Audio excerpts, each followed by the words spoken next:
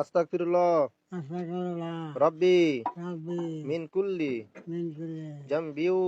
যামবি ওয়া আতুবু ওয়া আতুবু ইলাইহি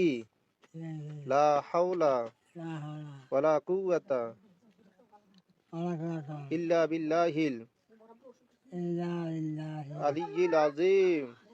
আলিয়্যিল আযীম লা ইলাহা লা ইলাহা ইল্লাল্লাহু না ইল্লাল্লাহ মুহাম্মাদুর মুহাম্মাদুর রাসূলুল্লাহ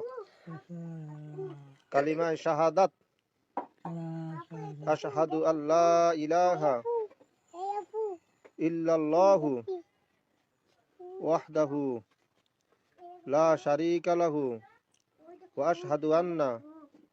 মুহাম্মাদান আবদুহু ওয়া রাসূলুহু। মৃত্যুর সময় যদি কেউ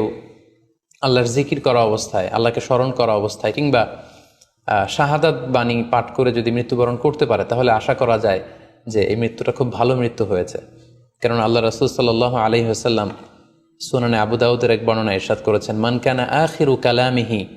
লা ইলাহা ইল্লাল্লাহ, যে ব্যক্তির শেষ বাক্য হবে লা ইলাহা ইল্লাল্লাহ